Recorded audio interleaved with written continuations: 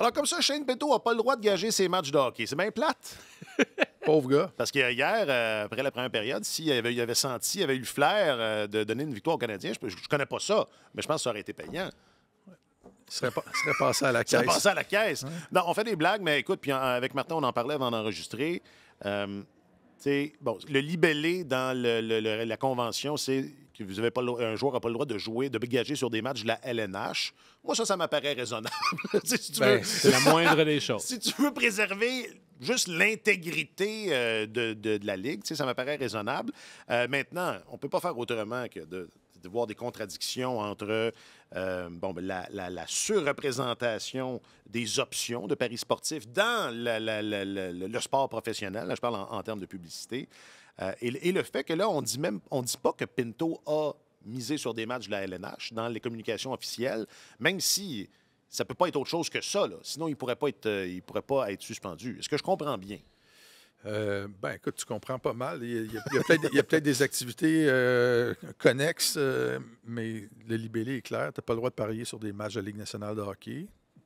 Il n'y a pas de sanction si tu paries sur des matchs de la NFL ou du baseball majeur. La question des paris sportifs est complexe.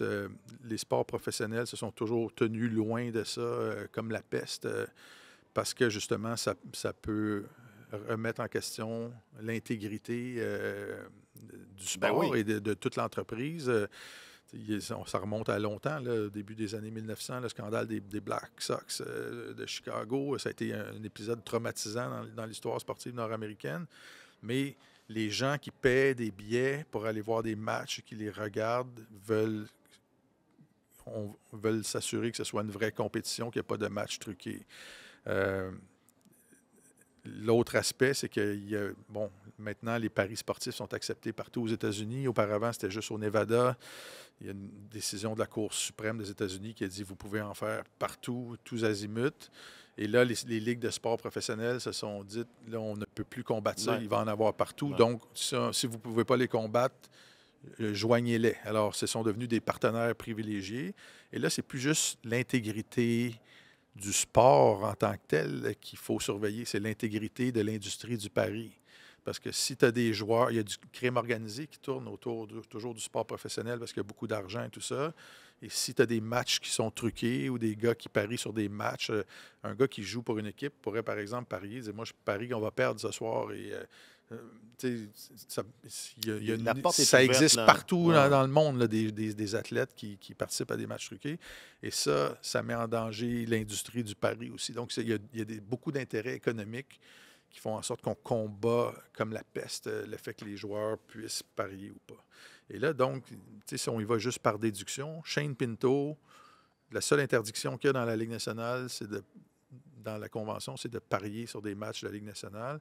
On dit dans le communiqué, on n'a pas de preuve qu'il a parié sur des matchs de la Ligue nationale, mais en même temps, on va le suspendre une demi-saison. On le suspend 41 matchs. Là. Okay. Il semble que l'histoire, c'est qu'il était lié à quelqu'un. Il y avait peut-être quelqu'un on soupçonne que quelqu'un pariait en son nom, qui faisait partie d'un groupe de parieurs, peut-être qu'il donnait de l'information privilégiée à des parieurs, quoi que ce soit, mais on voit la sévérité de cette sanction-là fait en sorte qu'il y avait quand même... Il y avait plus que anguille sous roche. Là. Il y avait probablement... Et que ça a été négocié avec l'Association des joueurs. Mais c'est la première fois que ça arrive et ça va probablement arriver. Ça va probablement arriver encore parce que c'est un fléau épouvantable. Ouais. Et j'ajouterais, je vais te laisser commenter, Marc-Antoine, mais ma deuxième question, ça va être, dans ce cas-là, c'est peut-être pas assez, une demi-saison comme punition, mais on se la garde pour après. Oui. Ben, écoute, je pense que dans ce cas-ci, selon les détails qu'a avancé Elliot Friedman, il semblerait que Shane Pinto avait un compte de paris qui était légal et qu'il a laissé d'autres personnes placer des paris sur ce compte-là.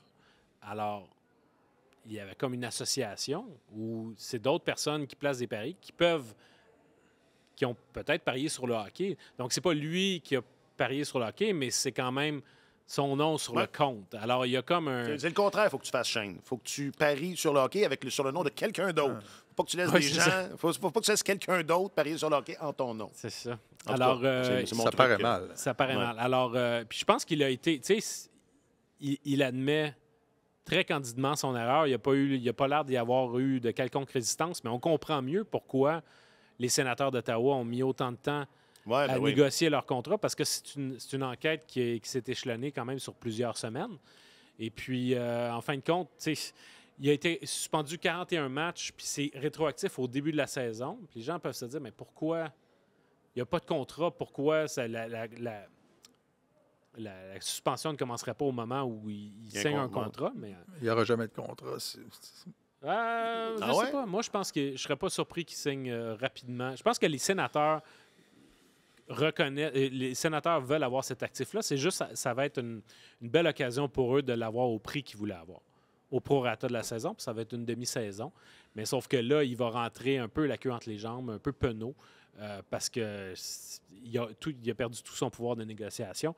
C'est 41 matchs, c'est une demi-saison, c'est beaucoup. Probablement que la Ligue aurait voulu que ce soit plus que ça, mais ça demeure quand même une sanction exemplaire qui est suffisante pour lancer le message de dire il faut qu'on établisse des remparts, parce que la Ligue n'est pas à veille de terminer son association avec toute la structure de Paris. Ils ont mis une équipe à Las Vegas.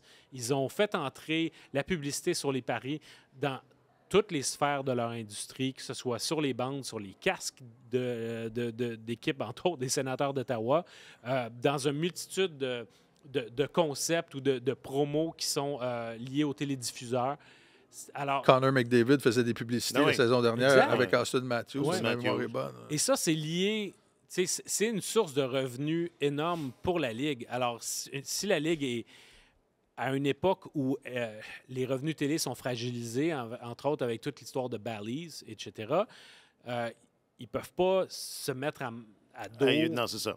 Ça, c'est pas une avenue. Non, c'est ça. Alors, comment tu vas maintenir cette frontière-là pour dire on va en même temps bénéficier des revenus de l'industrie du pari, mais s'assurer que l'intégrité soit préservée? Bien, il faut que tu construises un mur, puis ça a été une brique de ce mur-là qu'on a vu. Ouais. Mais il va en avoir d'autres.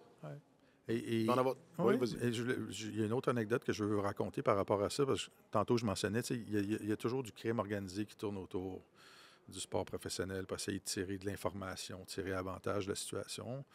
Et sous la recommandation d'un vétéran, un joueur vétéran de l'équipe, la direction du Canadien a embauché un ancien policier du SPVM, un gars qui a travaillé au centre-ville toute sa carrière, là, qui connaît tous les propriétaires de bars, qui connaît toutes les personnes, les sujets non fréquentables du centre-ville de Montréal. C'est une bonne idée, ça, Et ce gars-là est dans l'entourage de l'équipe,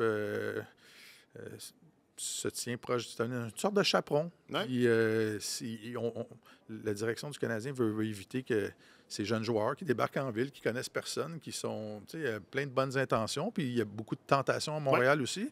On ne veut pas les empêcher de vivre leur vie, mais s'il y a des mauvaises personnes qui essaient de s'approcher d'elles, qu'il y a quelqu'un qui tape sur l'épaule et dit hey, ces gens-là, fais attention, c'est pas. Et je trouve ça très intelligent de faire ça parce qu'il y a eu des épisodes à Montréal dans le passé qui ont... L'année du centenaire, 2009, ça avait été assez rocambolesque. C'est les frères de Costitine, cette année? Les frères Costitine, Roman Omerlin qui avait été indirectement lié à ça. Puis il y avait tous les jeunes joueurs aussi qui étaient sur le party.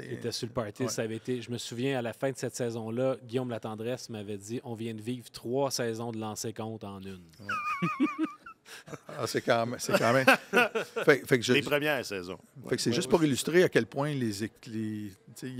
à Montréal, je trouve que c'est vraiment intelligent de faire ça. Tu te dis, on construit une nouvelle équipe, on a plein de jeunes, puis on veut leur éviter des écueils qui sont évitables. Mais les ligues ont peur de ça comme la peste. Et j'ai une recommandation de livre pour vous si vous voulez voir l'ampleur que ça peut avoir, les paris sportifs, le trucage de match. Un livre qui date de quelques années qui s'appelle The Fix, qui a été écrit par Declan Hill. C'est surtout sur le monde du foot. Mais il avance dans son livre qu'il y a des matchs des Yankees de New York qui ont été truqués, des matchs de Coupe du monde de foot, même des compétitions olympiques. Alors, il y a des athlètes qui pensent qu'ils n'ont aucune chance de succès ou qui ont besoin d'argent. Ou ça peut être autre chose aussi. Tu parlais du crime organisé tantôt. Des fois, il y en a qui sont très créatifs pour obtenir ce qu'ils veulent. Et la recette, lui disait qu'au foot, la recette pour truquer un match, c'est il fallait que tu aies un gardien, qui soit capable d'impliquer un gardien. Idéalement un officiel, puis peut-être un autre joueur. Mais il semble-t-il que ça se fait. Puis c'est arrivé dans la NBA là, il y a une douzaine d'années. Il y a un officiel qui a été retiré de la circulation, emprisonné parce qu'il y avait de forts soupçons de trucage de match, puis il pariait sur des rencontres. Donc, l'humanité est partout la même, disait Agatha Christie. Et c'est ça. Peu importe peu importe le sport, quand il y a beaucoup d'argent impliqué, que tu as des personnes vulnérables, des gars qui s'endettent parce qu'ils parient beaucoup et tout ça. Il y a beaucoup d'histoires qu'on a vues au cours des dernières années, là, des joueurs qui ont des problèmes de jeu, tout ça. Ça ouvre la porte à des choses affreuses et la Ligue nationale ne veut pas ça. Il y a des occasions. Tellement hockey, le balado, venez pour les analogies sur les armes à feu et restez pour les recettes pour truquer des matchs. Voilà. Avec des citations d'Agatha Christie.